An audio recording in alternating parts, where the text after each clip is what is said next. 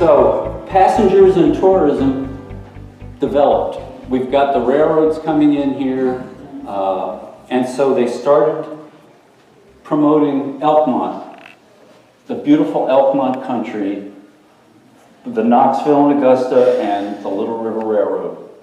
So inside is a route map, and it shows how we're going from Knoxville down to Maryville, and then over to Wallen, and we change locomotives, and then we continue on out to the Appalachian Club, which would be the last stop for passengers.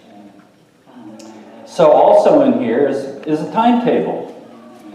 And you can see Sunday's the day, mostly we're going to have the express trains going out, because Sunday's the day that everybody's going to go out. And so we leave Knoxville at 8 o'clock and get to the Appalachian Club at 10:30. That's not bad when you get right down to it. You'd have, if you did that route today, you'd be pushing that 2.5 hours, I think, to Sunshine. And over here we have the Kinsel Springs Hotel. Now, the Kinsel Springs Hotel was either burned or torn down, and I've heard both, that it was one or the other. But anyway, it's not there.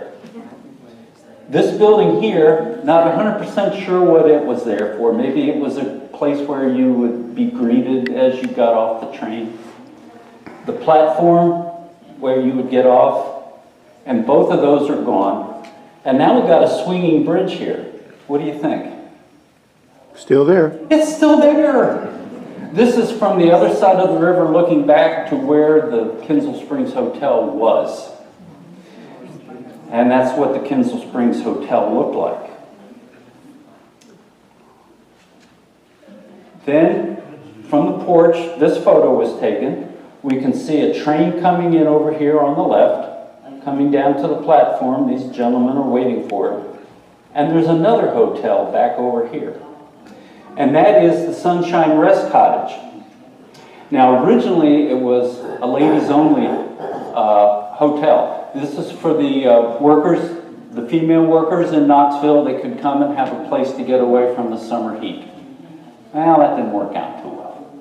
So it got converted, and they changed its name from Sunshine Rest Cottage, and they ended up calling it, okay, now I've lost it. It was renamed the Smoky Mountain Inn. Now, unfortunately for the Smoky Mountain Inn, it did burn down in 1952, and the only thing that was left from it was its fireplace, and then a tree fell on it and destroyed the fireplace, but they went and rebuilt the fireplace, and that's what it tells you in that sign. And an aerial view of what Kinsel Springs and Sunshine looked like.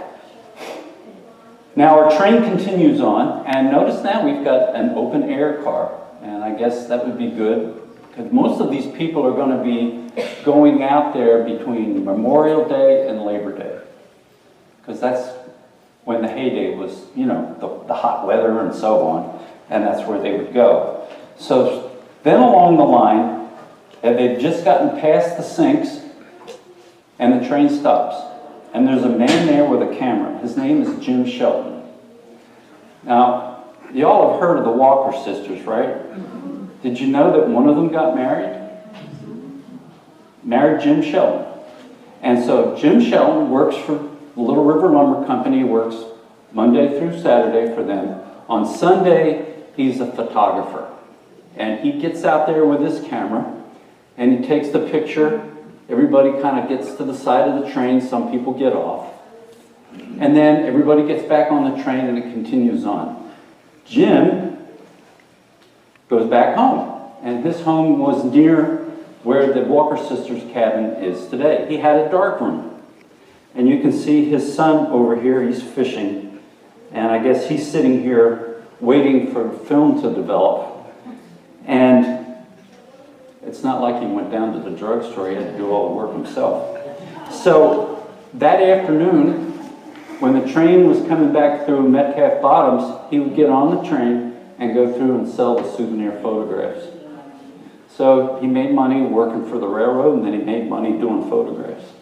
Now, interesting thing about Jim Shelton, I had an opportunity to read an interview they did with him. And I thought, oh, he'll talk about how it was so neat working for the railroad and doing a little bit of photography. No, he complained about the Kodak company and the Brownie Hawkeye camera putting him out of the photography business. And our next stop is at the Wonderland Park. The train pulls in, people get off, and where are they going?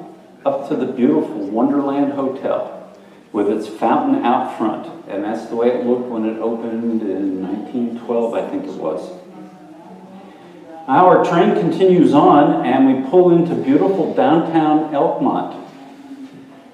Ooh, what do we got here? Well, back here is an engine house, and it says 1912, 1913, and we've got all these cabins here, and that's where the workers are living in them. And look at behind outhouses. Yeah, 1912, 1913, that sounds about right. Well, let's move ahead a few years. Whoa, same picture. Where are the outhouses? They're gone. What happened? Colonel Townsend, one of his businesses in Kentucky was a sewer tile factory. They got indoor plumbing. Now the big question is, where did the sewage go? Ooh, into the river. I told you I was a submariner. I can remember blowing sanitaries in the Thames River in New London, Connecticut. Just into the river. And now they won't let them do that. They have retention tanks and they have to go out beyond 12 miles before they can dump the retention tanks. So what else is in Elkmont? Well, here's the post office. Now this is also where you could spend your Elkmont Doogaloo. And everybody looks like they belong there, they're all workers, except this guy right here. His name is Doc Webb, and he is a medical salesman, and he sells aspirin and X-Lax and things like that. Do you think he's going to make any money? Oh, hell yes. He made a lot of money, and he left the area and he moved to Florida. And look what he did. He built a big drugstore, the world's most unusual drugstore in St. Petersburg, Florida. The last stop is for the Appalachian Club. Now this is the way the Appalachian Club looked like when it was first built. There was a boardwalk that went from that platform so that they didn't have to go down into and come up and carry all their luggage that way. They could just bring it over on the boardwalk. And there was a second story. You can see how big this is. Those were all hotel rooms. Initially when this was built, there were no other cabins there. But you had to be a member of the Appalachian Club in order to stay at that hotel. But they ended up putting up their own houses. They sold the lots and they put the houses up. Now this is the Appalachian Club here in the background. It's at an angle. The one that's in there now goes more straight along the way the road is. Not sure why it was that way. But there was characters that lived in Elkmont, and one of them was Levi Trenum. And you think, boy, he looks pretty scruffy. And he was. He was. He was the, quote, mayor, unquote, of Elkmont. And he got himself into a lot of trouble, particularly during World War I. Everybody flew the American flag, and he said, ain't gonna do it. This is a bad war, yada, yada, yada. And he got arrested for doing that. Colonel Townsend's third wife, this is Alice. Now, Alice was a nurse during World War I, and as Colonel Townsend's getting on in age, they got married in in January of 1935. And he died a year later. And I think he married her because he needed somebody to take care of him. He didn't have anybody else.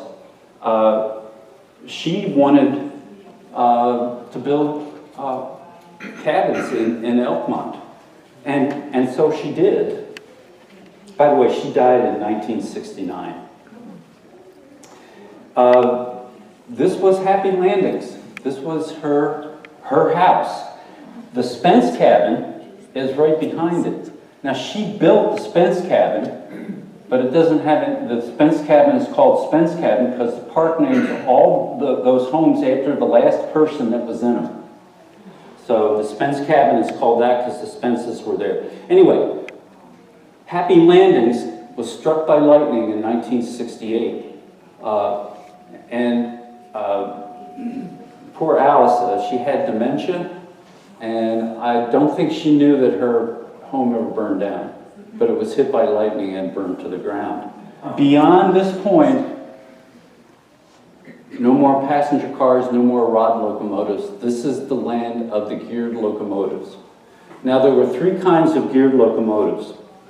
The least manufactured was the Climax, and it came in a two-wheel or three-wheel versions. It had two cylinders, one on each side, and a drive shaft that went right down the middle and connected all the wheels together. The next was the Heisler. And the Heisler also had two cylinders in a V shape, though, and it also had a drive rod down the middle, and it also came in 2 and 3 truck versions. But the daddy of them all was the Shea, and this is the one that most logging companies used, and it came in 2 and 3 truck versions. It had 3 cylinders, and the drive was along the right-hand side of it. Those last 3 pictures all came from Cass Railroad, in case anybody wanted to know. So what's the difference? Well, rod locomotives are very fast, they're very powerful, they cannot go on steep grades, they cannot go on rough track. Geared locomotives, really, really slow. You can probably outrun them when they're going top speed. So they're very slow, but they can go on rough track, they can go on steep grades, and they're just as powerful. So they can pull heavy loads.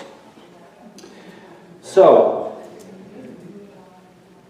what we're seeing here is a Shea pulling a bunch of lumbermen who have come up to see Colonel Townsend's operations. And as they pull out of Elkmont, all the guys are standing there, they got their white shirts. Came back from the end of that tour, all speckled black. All that soot and everything coming out of that locomotive. So here we have the coaling dock at Elkmont, and they've got a log loader sitting here with a scoop on it, and he can just scoop up the coal and just fill up the coal hopper right here. This is the water tender. Now, notice the damage on this locomotive. Look at this here and back over here. The back doesn't look any better. There's no number, there's no lettering here. These are definitely what you would call workhorses. When they broke, they fixed them. When they broke and they couldn't fix them, they scrapped them and got a new one. That's just the way they felt.